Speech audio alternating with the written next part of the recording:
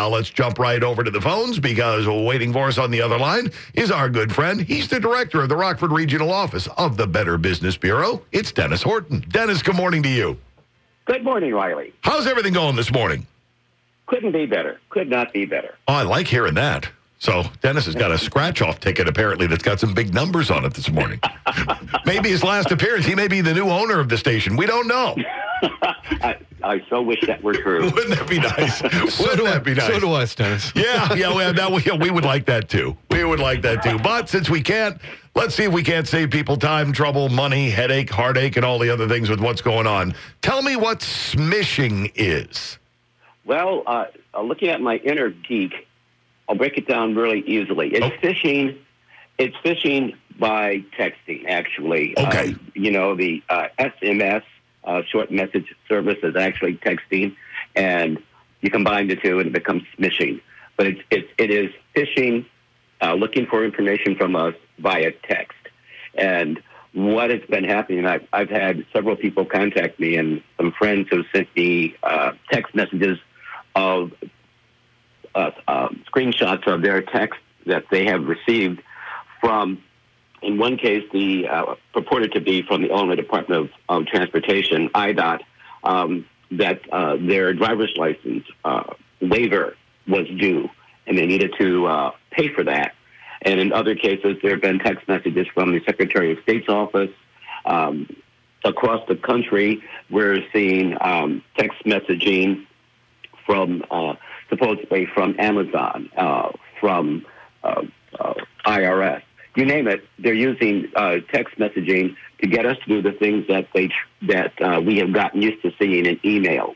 And just like with emails, we should treat these text messages the same way. We don't click on links. We don't respond to them, because the goal here is for you to provide them with information that you wouldn't otherwise tell anybody. Your personal information, your bank account information, all those things. They're out to get you, and it's identity theft.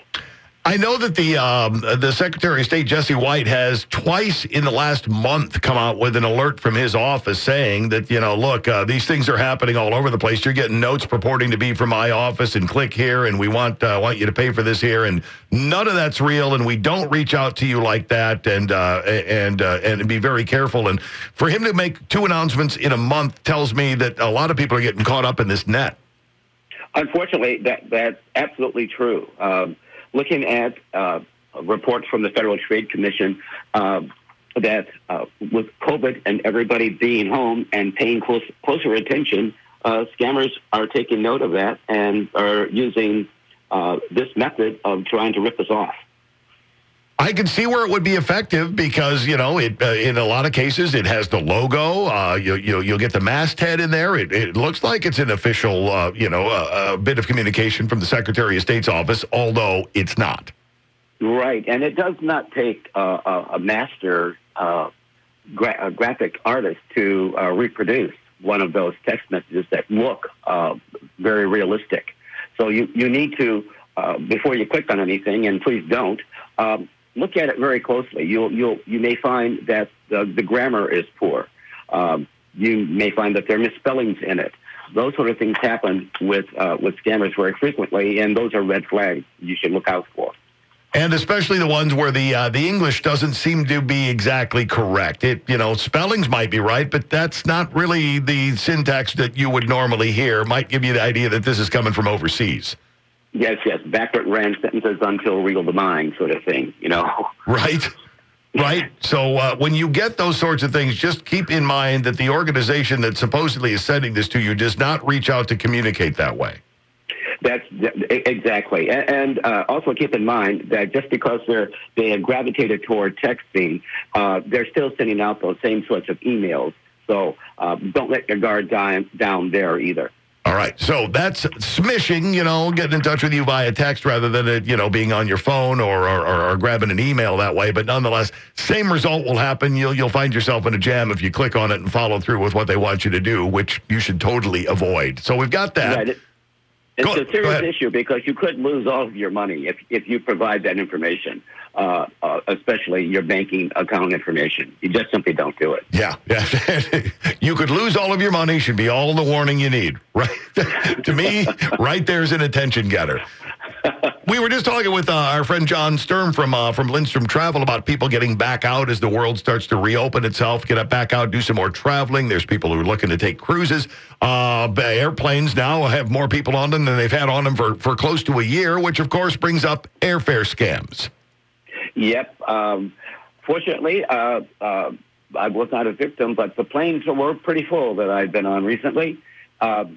What's happening here is that we've had BBB scam tracker reports that con artists are setting up fake airline booking sites and customer service numbers. So, there are many of them to choose from: Priceline, Expedia. All of those sites are legitimate and have been around for a long time. But because people are now feeling more comfortable and looking to get out of the house and into the air, and looking for a deal to do it, they're falling for these fake booking sites and customer service numbers, booking their travel through those, only to discover that, one, you've given up your credit card information, and two, there are no tickets. Oh. And you don't find that out until you contact the airline that you supposedly booked that flight with and discover that they know nothing about you because you didn't book through them or through a legitimate site. Wow. And that's, one of those where you're at the airport in some cases, I imagine, finding this out for the first time. Exactly. You really, today we can, check in prior, 24 hours prior, but sometimes you forget and you don't check in and find out that there is something amiss. And then you get, as you pointed out, to the airport and discover you're not going anywhere on that airline with what the tickets you supposedly purchased. And you did purchase them, I'm sure. You just didn't purchase tickets. You just kind of made a free will offering to some scam artist. And that's exactly what happened. And then they have your credit card information, and you've opened yourself up there to a lot of loss. How do you recognize that where you're, I guess, looking around for the best travel deal might not be a legit spot? The first, like I mentioned, there are Travelocity, Expedia, Priceline. Those online booking travel agents have been around for quite a while. If you want to really protect yourself, you go directly to the airlines that you want to fly on, or use a local travel agent to book your flights. If you come across a really great deal, and right now it can be a little misleading because there's a new airline I saw the other day that you can fly. It's a regional airline, but in some cases the flight was $19 round trip. Wow! And people will fall for those sorts of really, really low prices. At times. Flying from Chicago to Miami, I had a one-way flight with $48. So you can fall for them very easily because there are some really great deals out there. But before you use a booking agent that you don't know anything about, check them out. You can go to BBB.org and look to see if they have a profile on our website. If there's no profile for the booking agent, they probably don't exist, or they're very, very new. And in that case, you might want to, be cautious as well. Yeah, absolutely. But in this particular case, go with what you know. And obviously, one of the best routes would be to, grab somebody locally, or, as I just mentioned off the top of my head, Lindstrom Travel, we were just talking about a few minutes ago. Give them a call. Go with one of the booking sites that you obviously have seen 1,000,001 commercials for. You're well aware of their existence and all that. One that you've never heard of before is not the time to try to break this in. That's true. And when you are booking, don't use your debit card. Use your credit card because you do have more protections there. Fraudulent charges made on a credit card can usually be disputed. And the credit card company has your back and will get your money back. But debit card means that cash came right out of your account, and getting that back is going to be extremely difficult. Then you only have a limited amount of time to catch it and file a dispute. So, yes, you want to use your credit card for any online purchases. You're going to be safer using your credit card. All right. So those who are planning on getting back out, you want to fly here, you want to fly there, you want to do this, and you're looking for great deals, be very, very careful where you're looking. And finally on our list, you have assembly of online purchases. Yeah. Yes. People having found some deals online for above-ground pool, deck kits. They are buying products and kits and things online, and then it requires some assembly, and they find that they don't have the skills with which to assemble these products they purchased online. So they're calling around to stores that sell these kinds of products locally, and then are found that they can't get anybody to come and assemble these products for them. And then they become upset because they now have an above-ground pool sitting there unassembled, and they don't know what to do with it. They call us to complain. You really should think before you act in this case. It's not the fault of the retailer that you're trying to get to help you assemble this, nor is it the fault of a repair person who declines to come and put it together for you, because in some cases, as a serviceman told us, by them putting it together, they may inadvertently be making the warranty invalid. And if something goes wrong, the warranty is invalid. They put it together. They may be out of pocket having to replace this product for you, and they don't want to run that risk. So my thinking is, if you're going to make online purchases of things that need to be assembled, installed, or repaired, if you can't do it yourself, make sure you know in advance who can do the job for you. Or you'll find yourself out of luck. Yeah, I've never considered that. I mean, there have been things that we've ordered before I got home and said some assembly required, and it should have been changed to a hell of a lot of assembly is required, which we got it done. But at the same time, there were 4 heads working on this sort of thing, all trying to put it together. I can understand where one person could be stymied by this, and especially if putting stuff together isn't really your thing.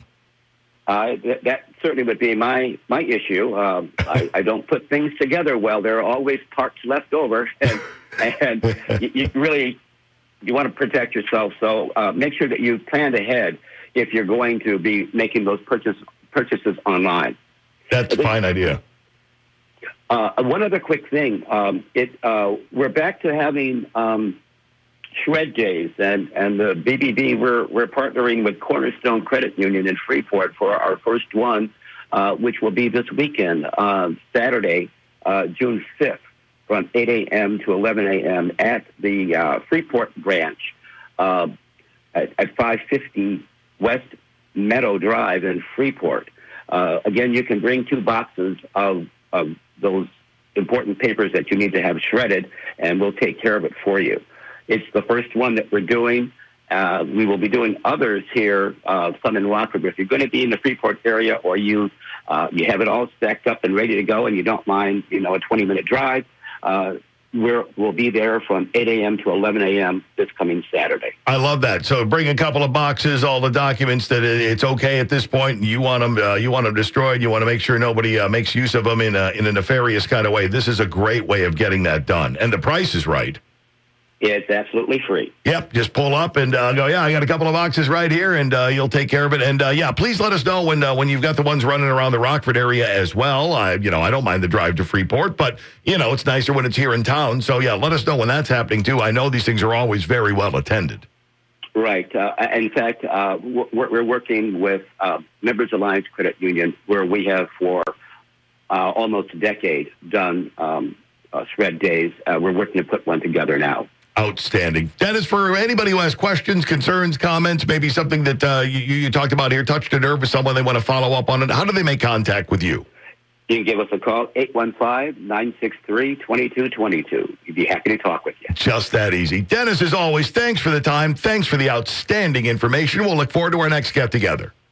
Thank you, Robbie, and you have a great rest of the week. You too. There's Dennis Horton. He's director of the Rockford Regional Office of the Better Business Bureau.